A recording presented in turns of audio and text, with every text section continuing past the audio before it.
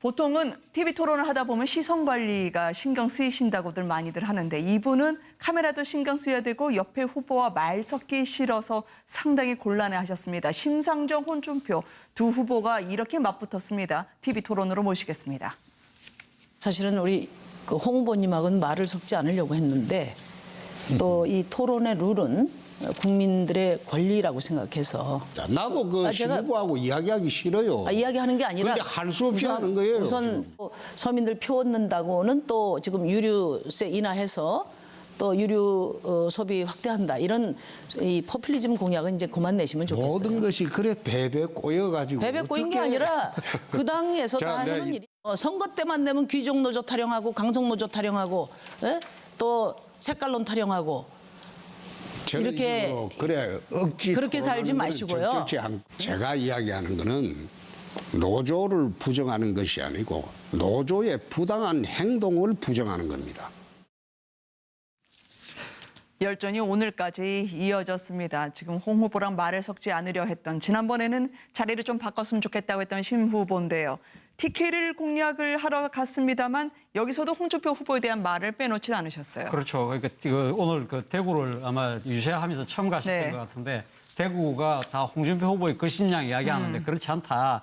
하면서 상당히 또 일가를 했습니다. 네. 심상정 후보 입장에서 본다고 한다면 사실 어떻게 보면 대구는 그 진보 정치 진영에서 보면 상당히 좀 멀리 있는 그런 지역이었을 수 있습니다만은 이번에는 이 대통령 파면이 되면서 또 조기 선거 국면 그리고 또 본인이 이 5번의 토론을 통해서 보여줬던 일관된 진보 정치의 가치에 대해서 상당히 국민적 호응도가 높기 때문에 이제는 대구에 가서도 충분하게 한 번쯤 표심을 깨안을 수 있다는 자신감이 생겼던 것 같아요. 그래서 오늘 뭐 유세를 했는데 제가 전해 듣기로는 뭐 지금 화면에 놓습니다만은 상당히 아마 기대 이상의 그런 호응도 받았던 것 같습니다. 그렇기 때문에 이 심상정 후보 입장에서는 이 본인이 지금 그 두 자릿수를 넘어가서 이제는 그 문재인 후보와의 양강구도까지 만들겠다는 이런 식으로 지금 기염을 토하고 있습니다. 그러나 뭐 냉정하고 객관적으로 봤을 때는 그 가능성은 그렇게 높아 보이지는 않습니다. 않지만 그럼에도 불구하고 심상정 후보의 나름대로 그 선전은 앞서도 제가 말씀드렸던 대로 한국 정치의 발전이라는 측면에서 본다고 한다면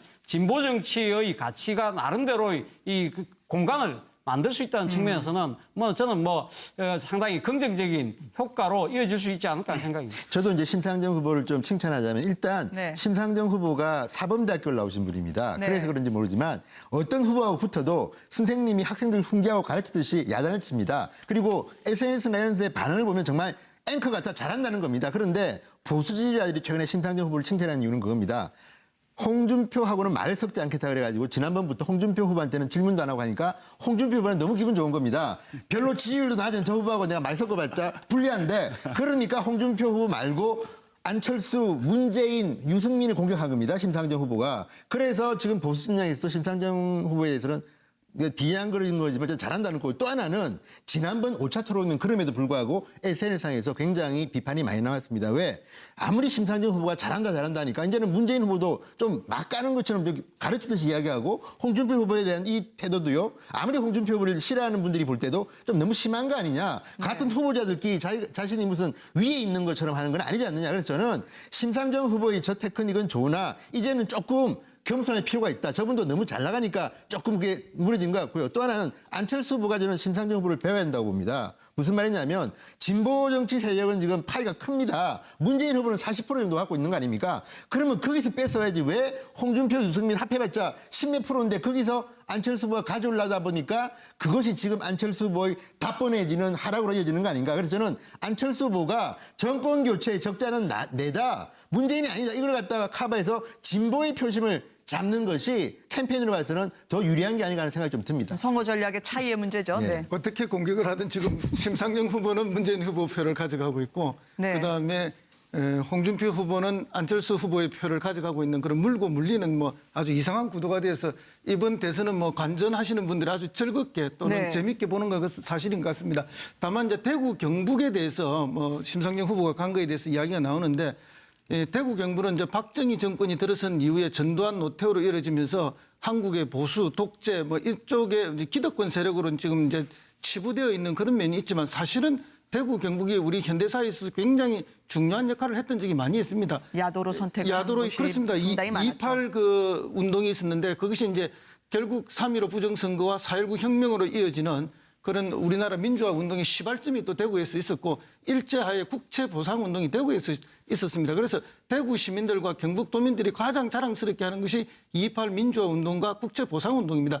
이제는 그런 전통들이 대구 경북에서도 조금씩 살아나는 것이 아닌가. 그래서 심상정 후보도 갈 수 있고 문재인 후보도 가서 더 많은 지지와 환호를 받고 있는 대구 경북의 변화다 이렇게 보시면 되겠습니다. 어디까지 갈까요? 심상정 후보 말이죠. 저는 뭐 심상정 후보 입장에서는 아마 최소한 내심 15%까지 지금 바라고 있을 겁니다. 그래야 뭐 지금 그 선거 비용도 보전받을 수 있고 앞으로 뭐 지금 문재인 후보가 대통령이 됐을 경우에 협치나 연정을 할 경우에도 아마 그 이 정의당의 파이도 커질 수 있지 않겠습니까?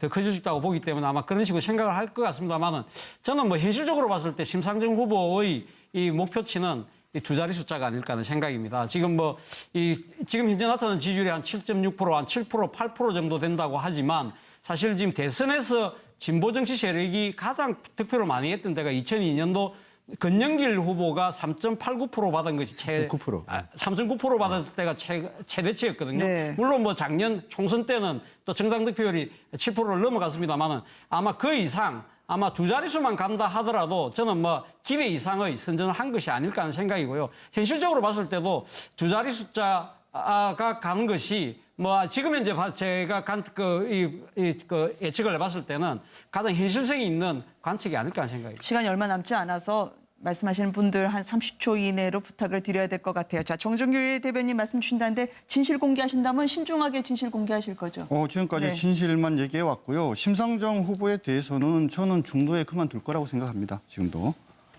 지난 2012년도에도 하다가 그만뒀고요. 이번에도 사실은 명시적으로 끝까지 완주하겠다는 얘기를 공식적으로 하신 적 없고 지난번 사실 대선 후보 토론에서 보면은 문재인 후보랑 눈을 마주치면서 본인들이 정책 토론을 해야 되는데 다른 후보 얘기들을 해요. 이게 미리 짜지 않고 가능하겠습니까? 그래서 저는 결국은 심상정 후보가 지난 2012년과 마찬가지로 정책 연대를 하면서 결국 사퇴할 거라고 생각하고 있습니다. 심 후보 측에서 들으시면 문제를 제기할 수도 있는 부분이기 때문에 반론을 지금 해주실 수 있는 분한테 지금 분위기로 봐서는 들을게요. 뭐 심상정 후보가 전혀 사퇴할 생각은 없는 것 같고요. 2002년에 권영길 후보가 끝까지 완주를 해서 3.9% 받았다는 말씀 좀 전에 하셨는데 아마 이번에는 그보다 더 받기 위한 노력을 열심히 하시는 게 아니냐. 다만 이제 저 지지율이 더 올라갈 것인가 아니면 정체를 할 것인가의 문제는 결국은 지금 선거 구도가 어떻게 가느냐의 문제입니다.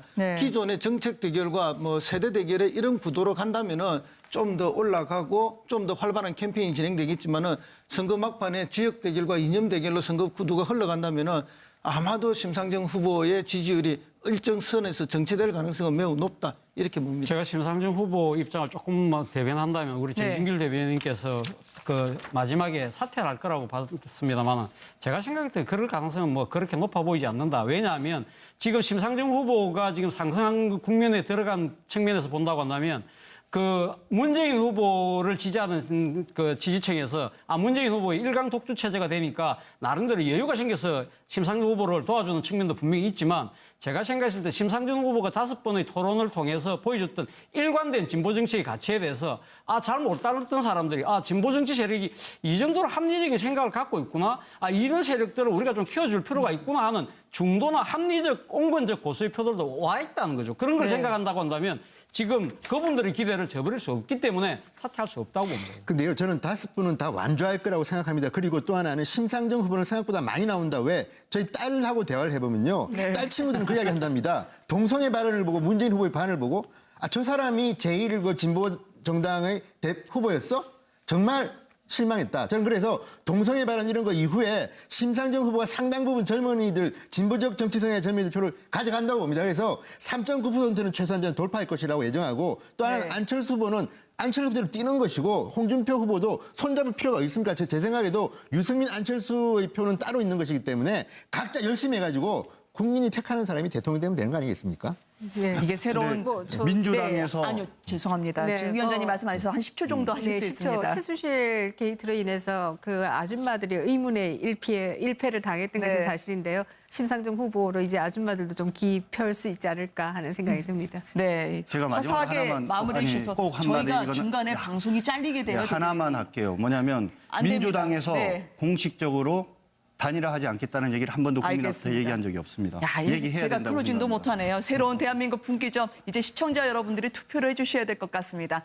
대구는 그 진보 정치 진영에서 보면 상당히 좀 멀리 있는 그런 지역이었을 수 있습니다만은 이번에는 이 대통령 파면이 되면서 또 그 조기 선거 국면 그리고 또 본인이 이 5번의 토론을 통해서 보여줬던 일관된 진보 정치의 가치에 대해서 상당히 국민적 호응도가 높기 때문에 이제는 대구에 가서도 충분하게 한 번쯤 표심을 깨안을 수 있다는 자신감이 생겼던 것 같아요. 그래서 오늘 뭐 유세를 했는데 제가 전해 듣기로는 뭐 지금 화면에 놓습니다만은 상당히 아마 기대 이상의 그런 호응도 받았던 것 같습니다. 그렇기 때문에 이 심상정 후보 입장에서는 이 본인이 지금 그 두 자릿수를 넘어가서 이제는 그 문재인 후보와의 양강구도까지 만들겠다는 네. 이런 식으로 지금 기염을 토하고 있습니다. 그러나 뭐 냉정하고 객관적으로 봤을 때는 그 가능성은 그렇게 높아 보이지는 않습니다.